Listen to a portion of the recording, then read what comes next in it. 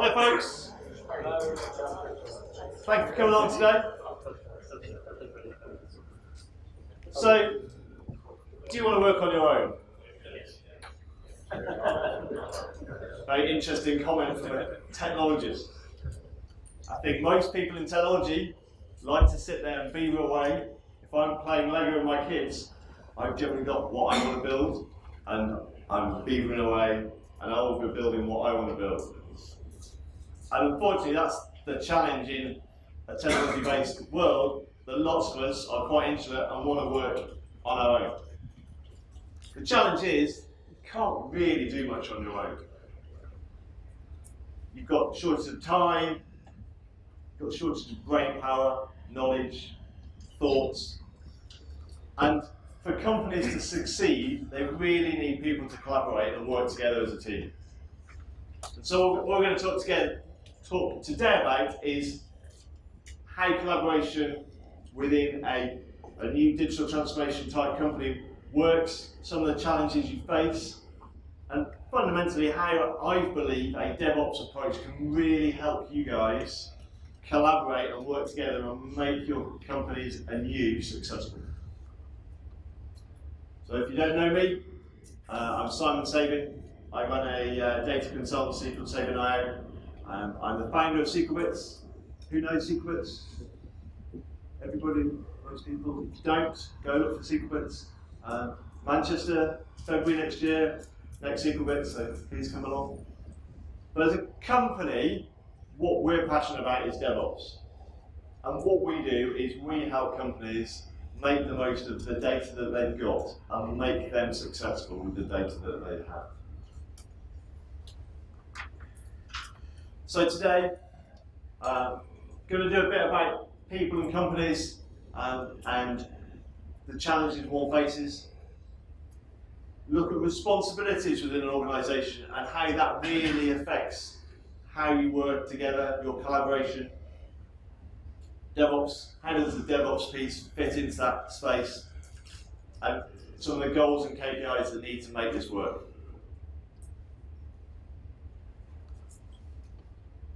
So we've talked about the fact that as a single person, you are fundamentally limited by how much you can do. You can't know everything. I'm sure some of you think that you might know everything. I know I've met lots of people that think they know everything. But in today's world of massive change, how many people are doing Azure stuff? Okay, most. How many people are finding stuff that they didn't know 6 months ago, even 3 months ago? Like, the amount of change is just insane. And so you're never going to know everything. And also, if you're working on your own, challenge yourself and coming up with new ideas is often quite difficult. Yeah? Having those other minds work together is really good. And so in an organisation, you have people at many different levels, from the CEO that wants to run the business, through to the security guy that wants to make sure things are secure, a legal person that wants to make sure compliance, GDPR are all in place, and then your devs that are going to try and build software. You've also got HR and finance and all the other roles within your organisation. And to be successful, they've all got to be being successful themselves. And then from a technology perspective, we've got all the technologies in the systems we build, networking, storage, all of those aspects. And so as a team that needs to deliver, you've got to deal with legal, you've got to deal with security and data science and storage and all of these areas. And that's really hard.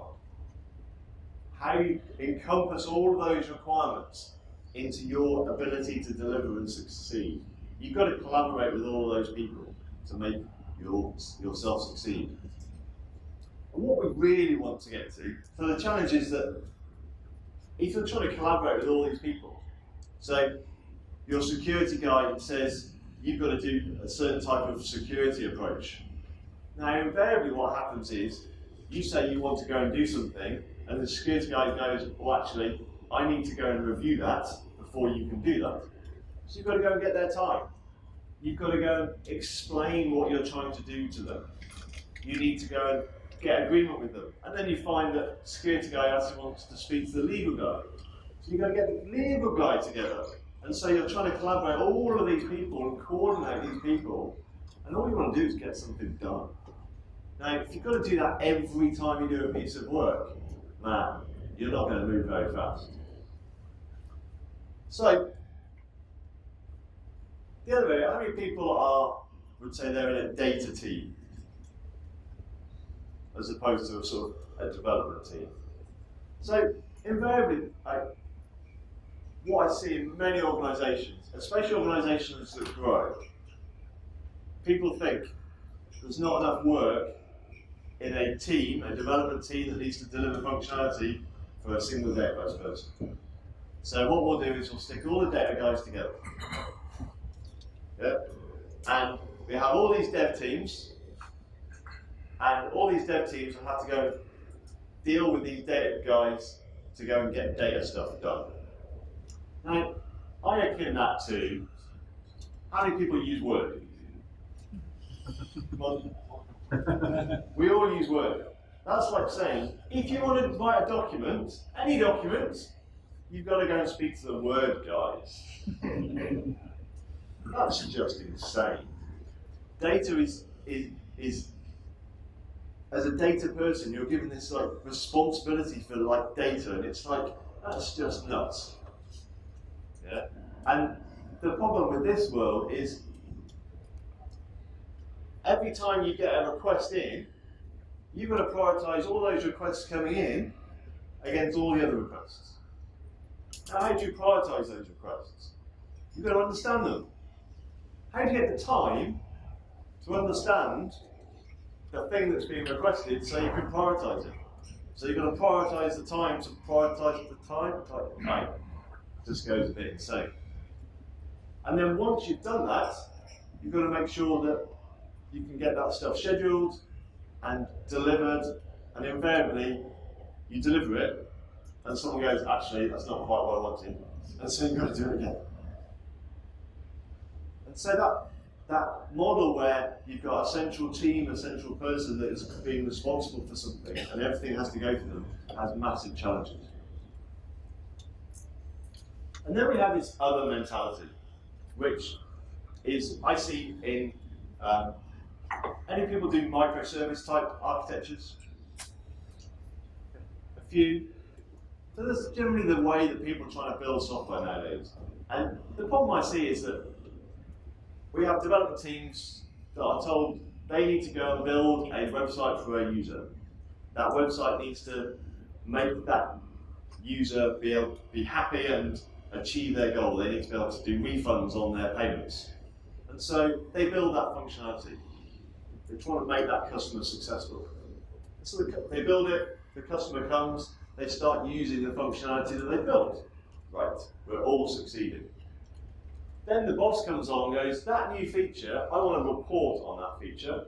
Tell me how many people are taking refunds. Tell me, so they've taken a refund, that means that actually the net amount of money that we've made on that person is what? So you've got to correlate the refunds to the original purchase. Now the problem is that when that team built that feature, that requirement to run reporting was never considered because they were just thinking about the customer and the customer experience. They weren't thinking about the business experience. And invariably, what's happened is that the reason it's not done is because whose responsibility is it? It's the data guy's responsibility. So the dev guys, oh no, we haven't done that. We don't do reporting. It's the data guy's responsibility to do reporting.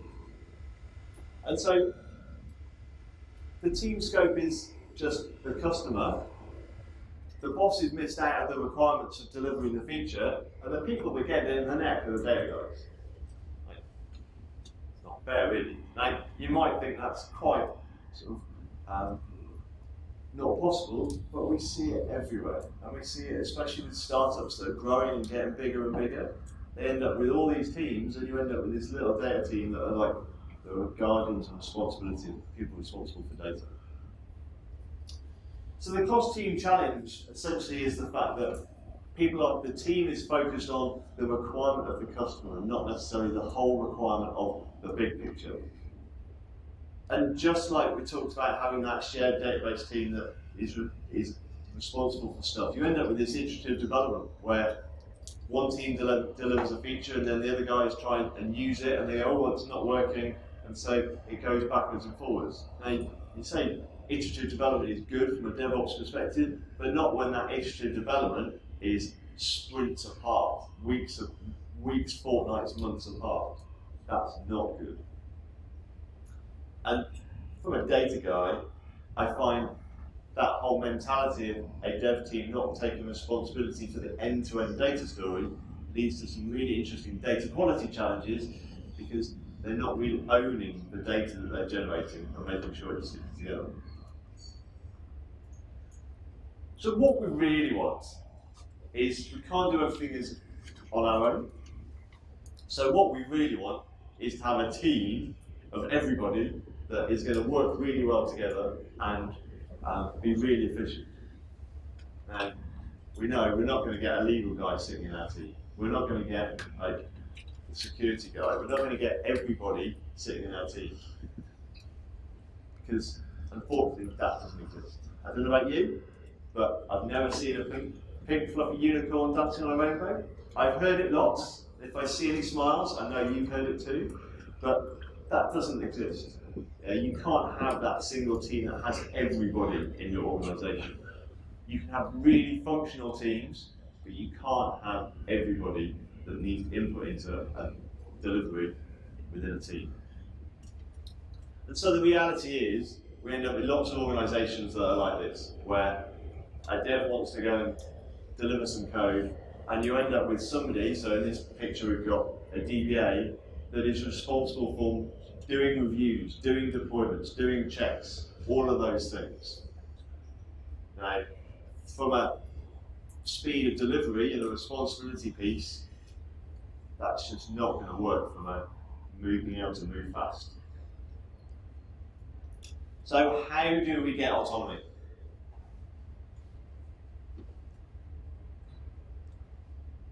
Responsibility. We need to define responsibility. So who is responsible for the security of your systems? Who is responsible for the data quality? In your organisations, who is responsible? No one. Interesting. Is it the dev team? Is it the security guy? Is it the data guy? It's everybody? If it's everybody, then it's nobody and somebody in that whole story, which I can never remember. But if it's everybody, it generally never gets done.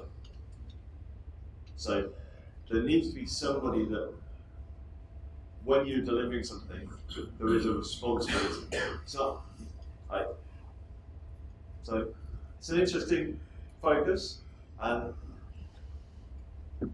my perspective is that in this situation where you have all these people that are inputting and have requirements, so the legal guy's got requirements to make sure that you are storing your data according to GDPR and making sure it's getting deleted and getting obfuscated.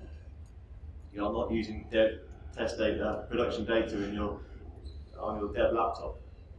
Your storage guy wants to make sure you're not going to run out of storage. Your analytics guy wants to make sure that he has all the data to go and do his analysis. And the DevOps guy wants to make sure that all your stuff is automated in an automated way. So all these people have requirements. Now, the target is that rather than you having to go and get agreement every time you do a piece of work, you need to get to a point where as a team, you can operate autonomously, where all those requirements have all been gathered and are well defined, and so you can operate without having to go and interact with all those stakeholders every time.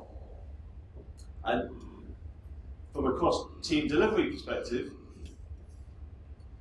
that team scope, we need to spread that team scope so that the team is responsible for that end-to-end story.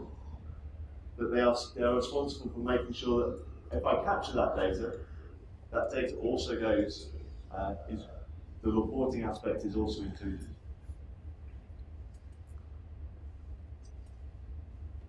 So, responsibility and ownership. The stakeholder and the expert. So as a data guy, I think most of you are data guys, or girls, or people. Are you responsible for the data in your system? How many people think that they are responsible for the data in their system? And how many of you also have development teams that are generating the data that's being different team in the system? So most of you. Now, if you're not part of that team, how can you be responsible for what they are doing? My perspective is, to really make it work, is the team that are doing the work have to be responsible for the work they are doing. If you're doing the work as a team, then you are responsible.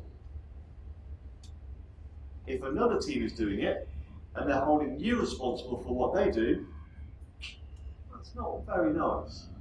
That's like me going and killing someone and go, actually, I'm not responsible for that. It's like, here you go, have a gun, you go and kill them, but who's responsible?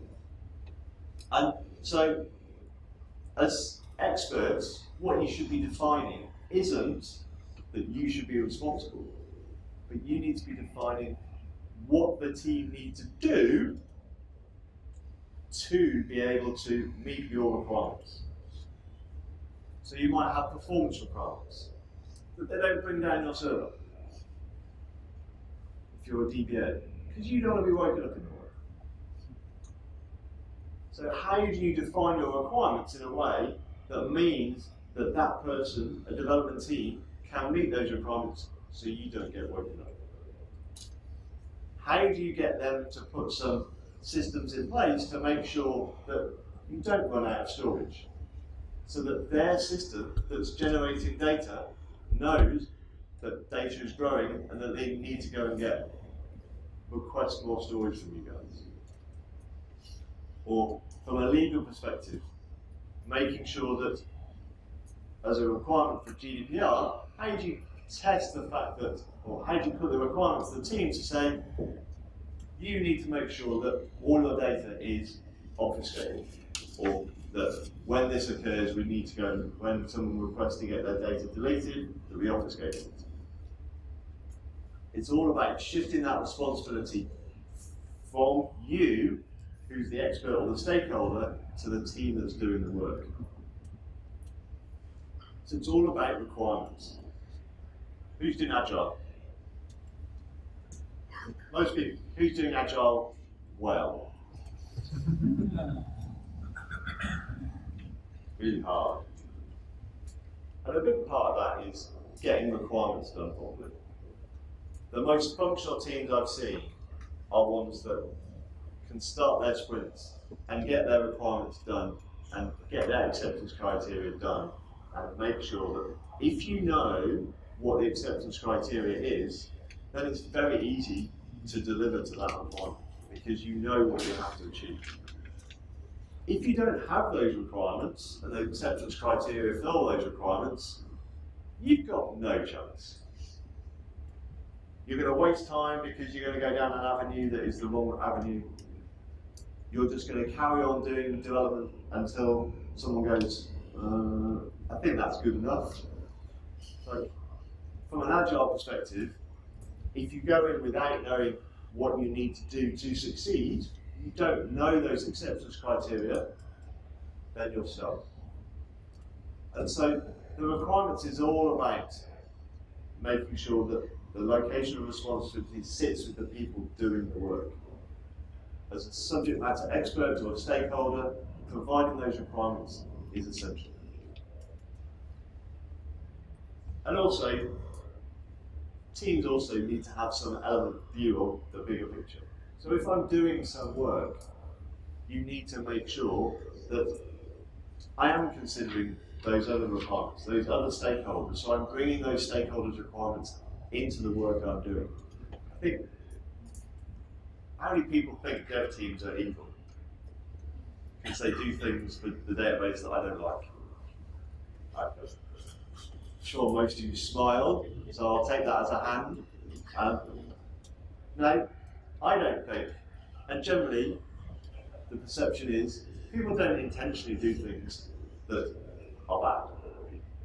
They just don't do things because it's not their need to go and do them. So, if you've given them the criteria to say you need to go and do this, then hopefully they'll go and do it. And that's the challenge. So the goal is the fact that as a stakeholder you define these requirements. Now whether that's per ticket, per story that gets developed, but ideally it's at a bigger level, per sprint, per project, or even across an organisation that this is the policy for X. If you can't define what that policy is, what chance has anybody got to meet that policy? So you need to get that in place. And then the team can deliver to those requirements. When I see really functional teams, then what I do find is those functional teams work really well because they've got those requirements defined. And shifting that responsibility to the team means the team can own that. The amount of technology that's being written by teams to solve problems because that's the requirement they've got is just immense.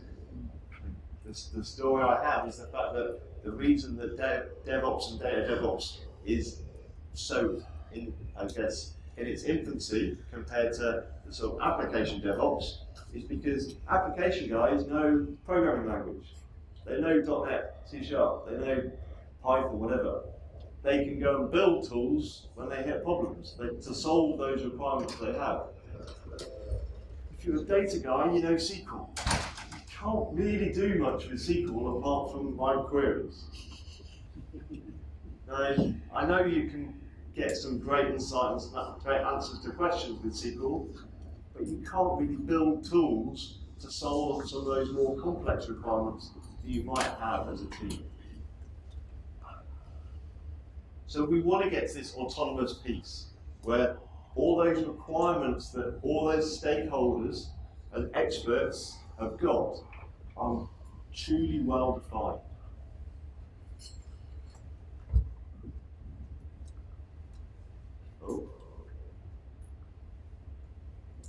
Now, how do you define those requirements?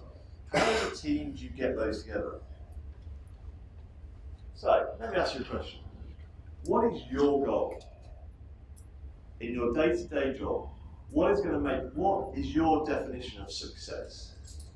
Do you have one? How many people would say they know exactly what they need to be successful? I think we've got 3 people. Okay. What about your team? Do you know what your team needs to do to succeed? Team success? What about your company? Surely you know what your company needs to do to succeed. Anybody know what their company needs to do? A few more.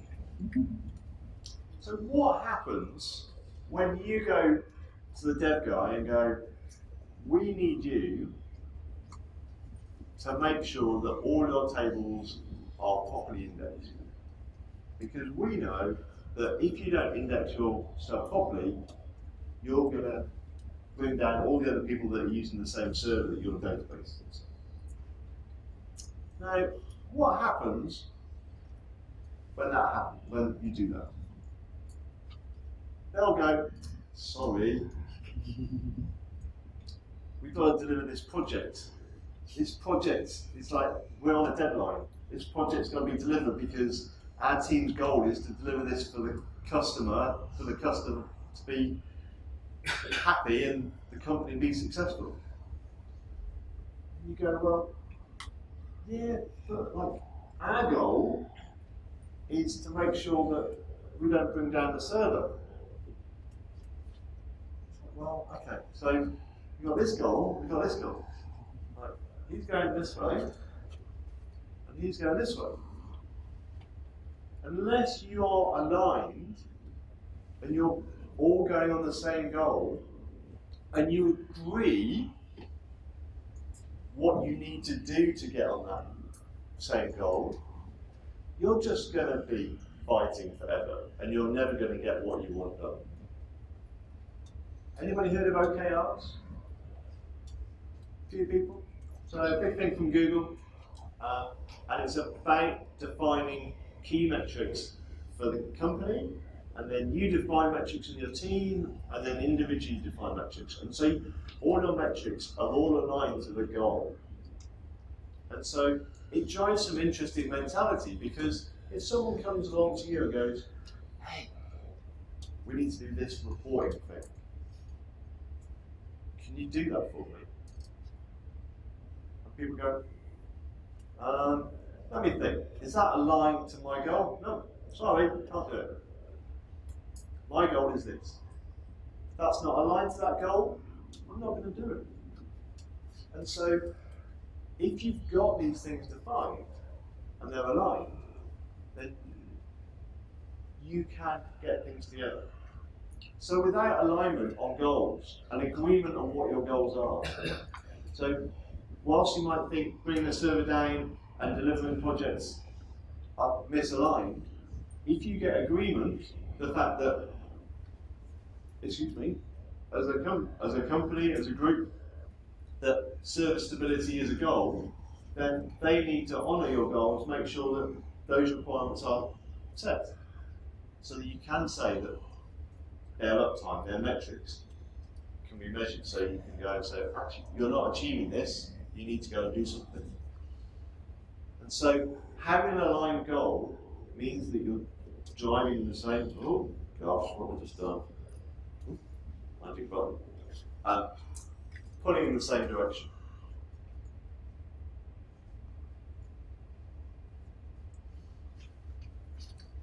So how does DevOps fit in this? How many people here are doing a DevOps thing? Okay, a handful. Interesting. Is it succeeding for you? Most hands? Too early to tell. Too early to tell. Is it taking longer than you expect? Most people have got nodding heads. What we're going to talk about now is what I think, why DevOps I think helps you in this story. So, some core aspects of DevOps. It focuses on delivery. Let me just step back actually. So one of the core aspects of a DevOps capability is not just delivery. So most people think about DevOps as being this continual delivery, CI/CD thing. It's not just that. And I think this is where DevOps, the term phrase, has morphed into something much larger than just develop operations and automation of release. It's much bigger than that. And the bit that makes it much bigger than that is the fact that it's a loop. Whatever DevOps picture you see, it will be a loop. It's all about doing something, measuring whether that's successful, and then deciding what you're going to do next based on how it's working. And continuing that loop, right? If you're not connected, and you're not doing that loop, then fundamentally you're just delivering a load of stuff. You've got no idea whether that stuff is successful. So that mentality that was talked about this morning, that Kendra was talking about making your customers successful and measuring success, DevOps mentality is all about that, measuring success.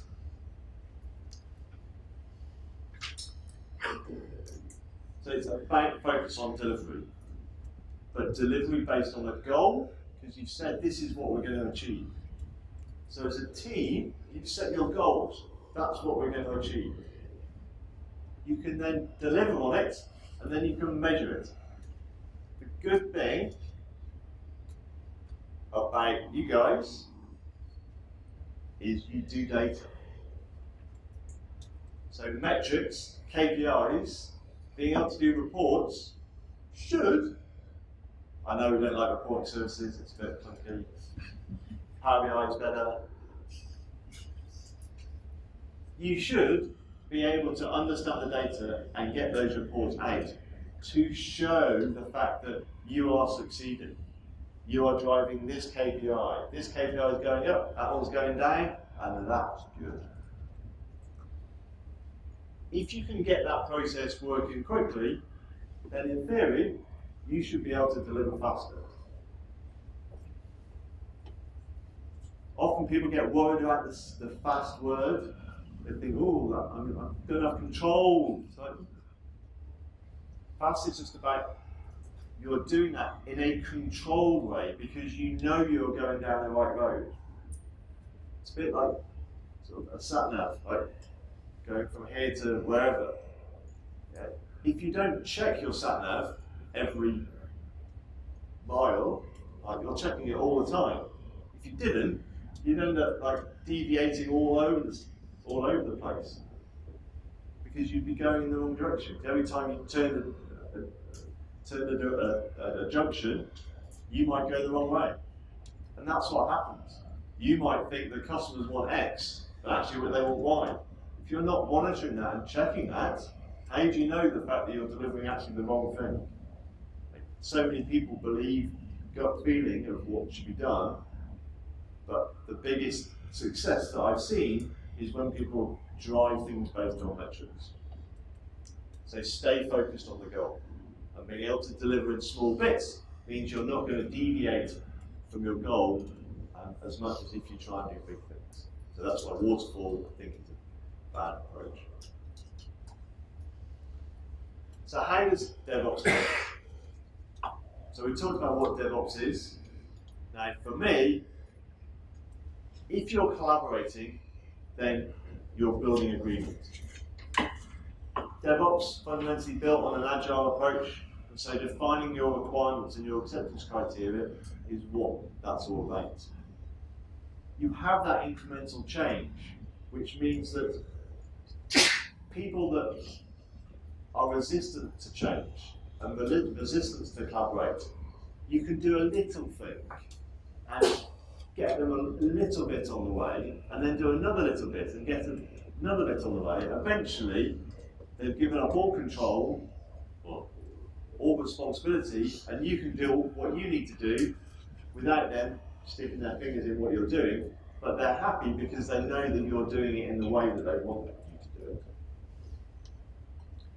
Automation and testing just provides that ability to make sure that you are continually doing that stuff.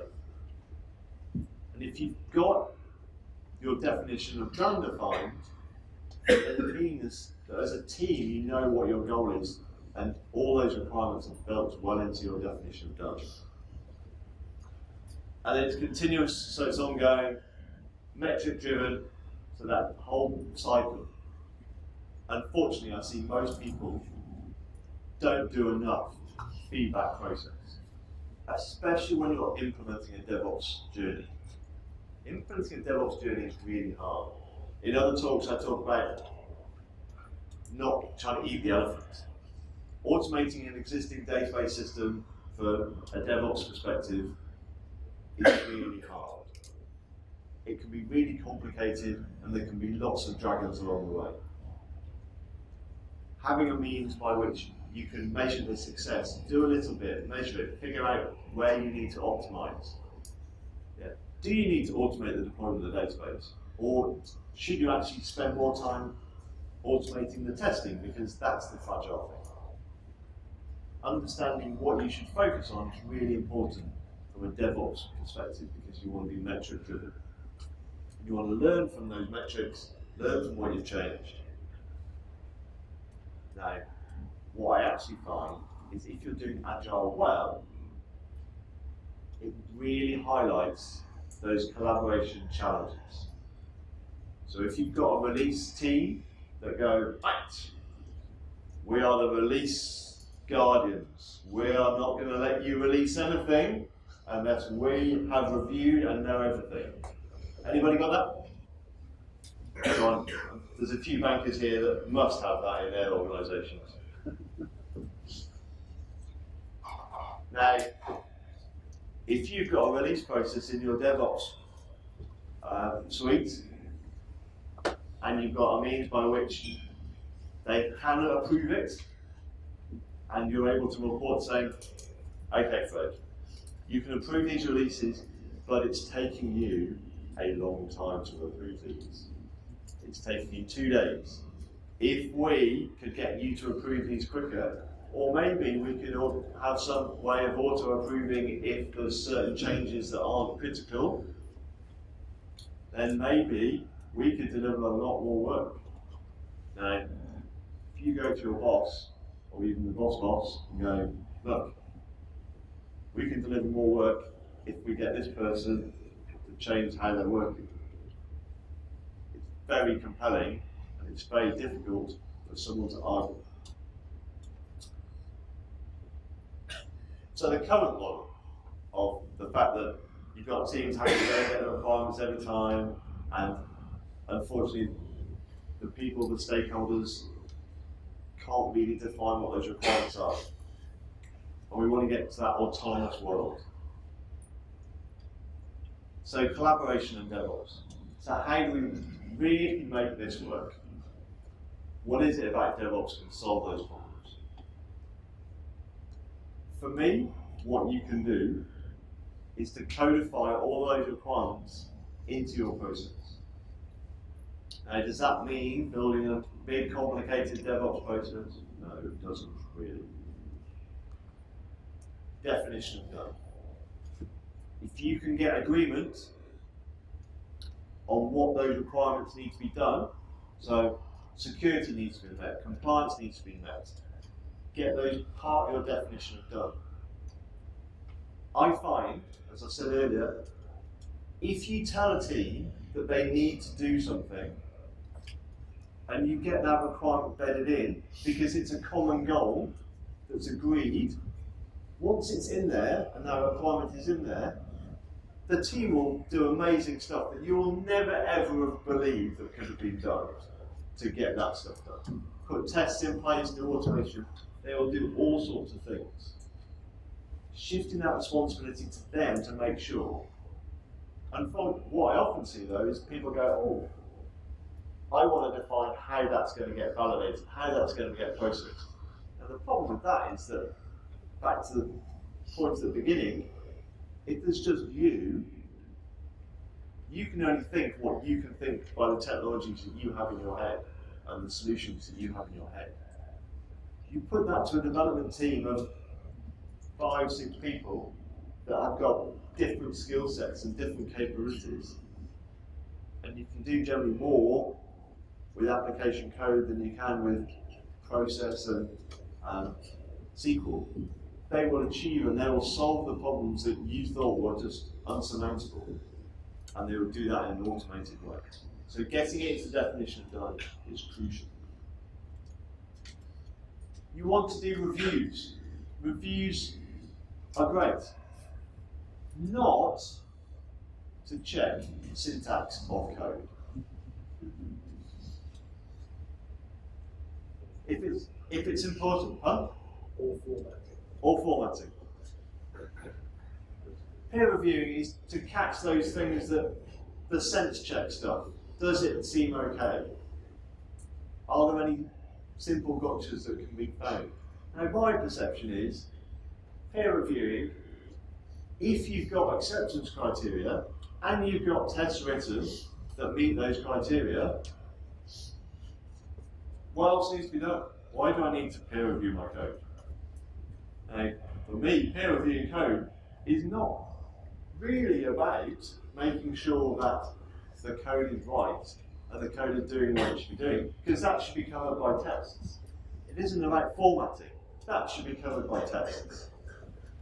It should be about sharing what you're doing, so that more people know about the code that Freddie's written, and so if Freddie gets blown by a bus, there's some element of sharing to make sure that that is understood, and he's not going down and written something in Scala when the team's writing everything in Python.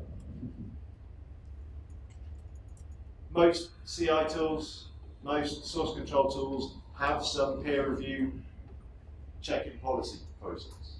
How many people are using VSDS as your DevOps? TFS, TeamCity, GitHub. Okay, mixture. I'm a big Azure DevOps guy. I work very closely with the team. Love it, going massively fast. So if you're not using it, definitely think about using it. Requirements as tests. Get those acceptance criteria. There's a demo I've got which is defining all my security criteria. So I want to make sure that Freddie that's not in this security group can't see this column in this table. Write a test for it. It's very straightforward. Now, unfortunately, this is C# stuff. If you only know SQL, you're a bit stuck. T-SQL-T is okay, but really you need to step out of that. PowerShell, C#, Python are definitely things that you need to learn. Green is the purest. Any Blackadder fans out there? If you can show and get teams to drive after the goal of having a green board, that means test pass. Everything occurs within a nice time frame. You can see whether things are taking longer or shorter. It's important, and it's a massive positivity thing for teams to be able to maintain that. You want that release manager that wants approval? Fine. Yeah. Controlled environments, you need some form of approval. Most CI systems have this. Now, you don't have an automated process? Fine. Have lots of manual steps in a release system like Azure DevOps, and just have manual steps in there and manual approvals. And so at least you have a process defined which you can then monitor and track and easily make control of.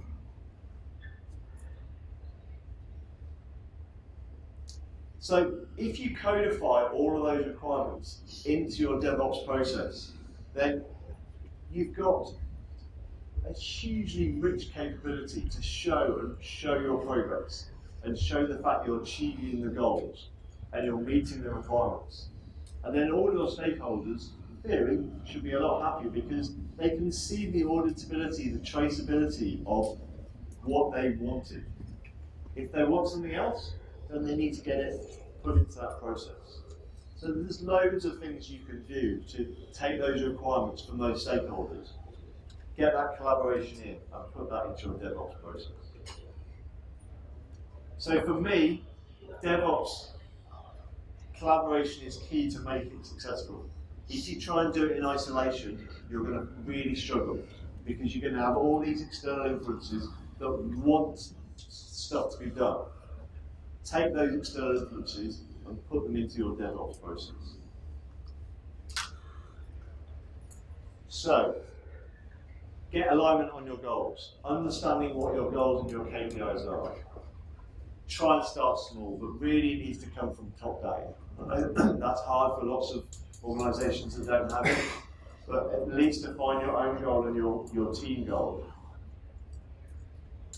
Define ownership. Do not take responsibility for stuff that other people are doing.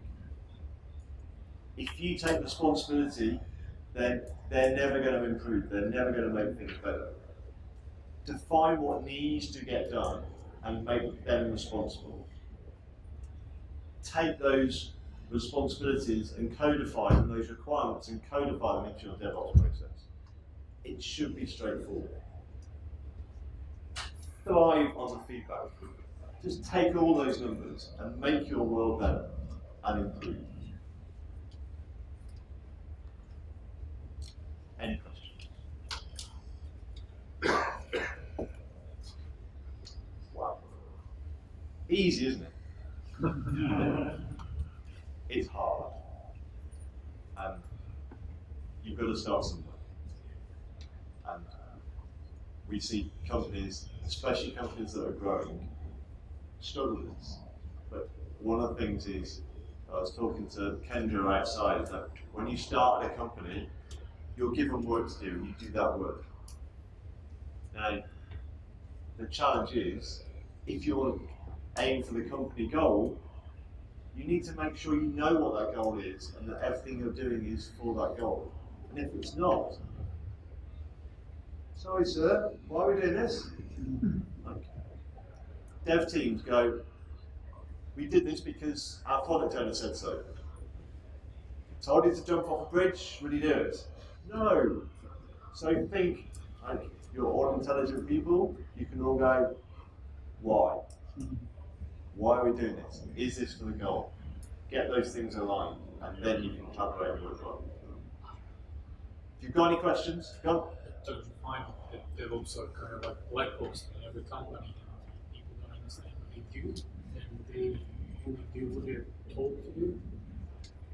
That's the reason why they're not aligned. So the question was, do we find that DevOps is a black box within the company?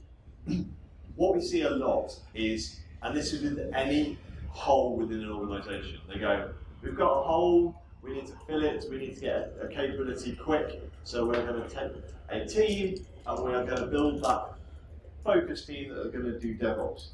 Now, I find that's a real bad anti-pattern if it's done in a black box world, because that whole piece about responsibility is you need teams to be responsible for what they can do.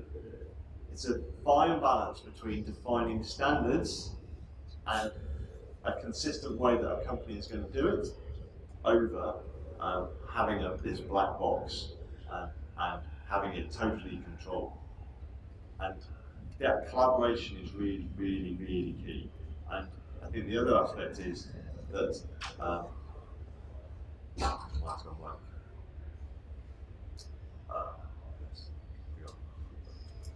yes. What barriers do you see in organisations adopting DevOps?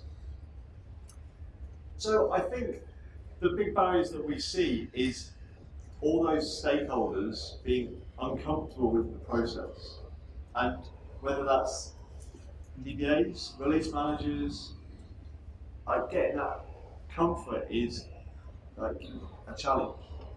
And this is why I think people don't see the benefit, they just see automation of deployment, and they don't see the massive benefits of collaboration and traceability and auditability and compliance and control and reliability that you get if you do it well. Now, I think the other aspect is a bit like BI projects, is that many BI projects fail because you try and build a whole data warehouse. It's like trying to build a whole DevOps process. You can't just go, click, I have a DevOps process. You have to define an agile journey to build your DevOps process. And if you don't do that, you will definitely fail.